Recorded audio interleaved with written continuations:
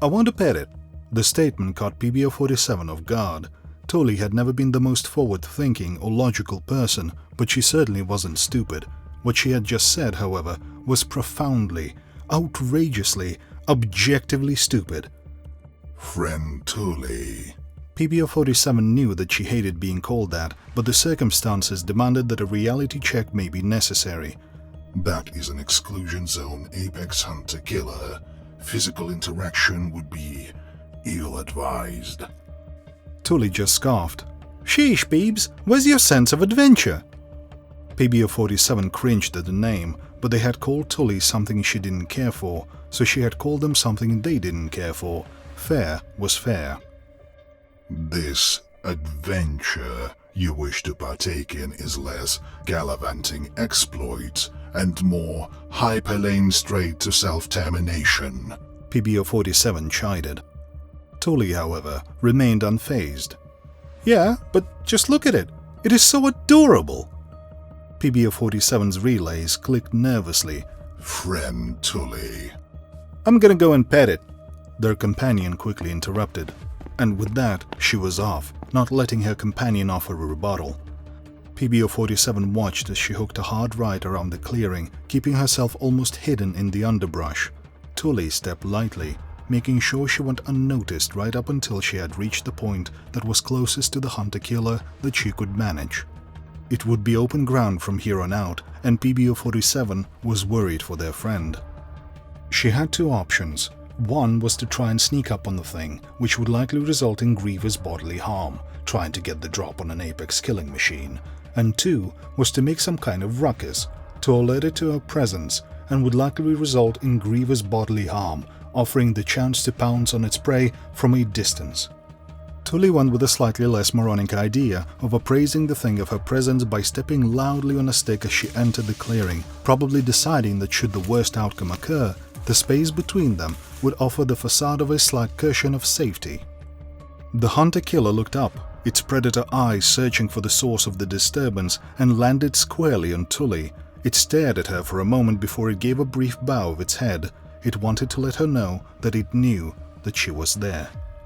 PBO-47 screamed internally as Tully took this as an invitation to get closer. She took slow, measured steps towards the hunter-killer. "Ooh, who's the handsome hunter?" she said softly.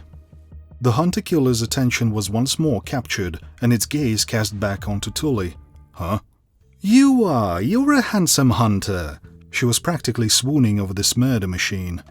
The hunter-killer blinked slowly at her. "Okay, thank you." Today was a chock full of surprises for PBO-47. They hadn't done much research on specimen that lay in front of them, but they had heard the stories. And, considering the information that had been passed along, they were surprised that it could formulate thoughts beyond maim, kill, burn, let alone deconstruct full sentences. Tully squealed, "You want a treat?"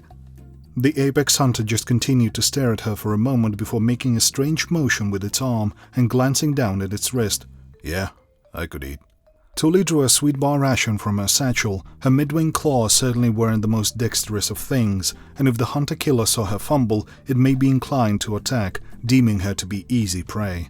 This was a pivotal moment in the interaction, and if PBO-47 had breath, they certainly would be holding it.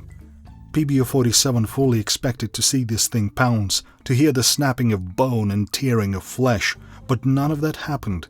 The hunter-killer simply stood there, doing not much of anything. The only sound emanating from the clearing was the crinkling noise of a snack bar being opened rather poorly. After what felt like an eternity, she managed to get the wrapper opened and slid down the bar. Tully slowly held out the sweet bar to the thing. Its arm reached for the treat, and PBO-47 was sure that this time would be it.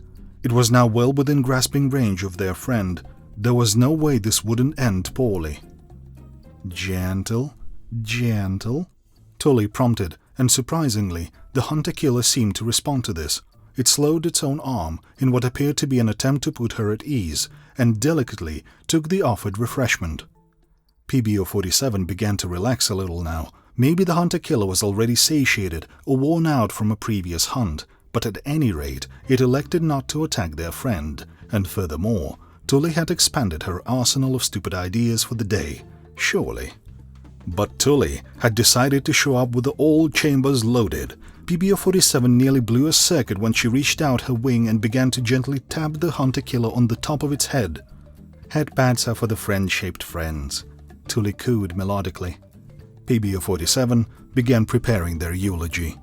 The hunter-killer let out a strange snort, followed by a low, growling bark, which caused Tully to jump back and PBO-47, despite the distance, to shudder in fear. "Sorry, didn't mean to startle you. That's just too good. We do the same thing, though I can't say I've ever been on this end of it," the hunter-killer said through strange wheezing breaths.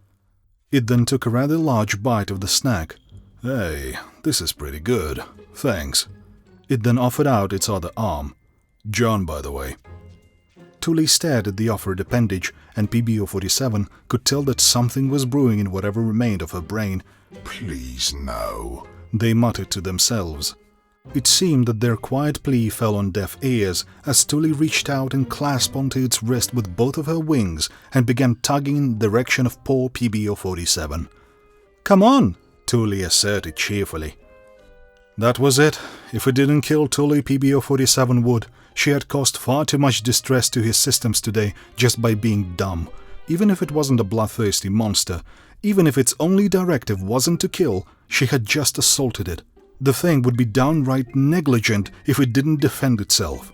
It should tear her to pieces for her transgression, and PBO-47 would attest to that in court. But much like every other interaction between the two, this one also did not have the expected outcome. The hunter-killer just sighed and said, "All right, I guess we're doing this now," and trotted along quite dutifully behind her. Tully marched back to her companion with the walking apocalypse firmly in tow. "See?" She was beaming with pride. "See how friendly it is. Oh, Peebs, can we keep it?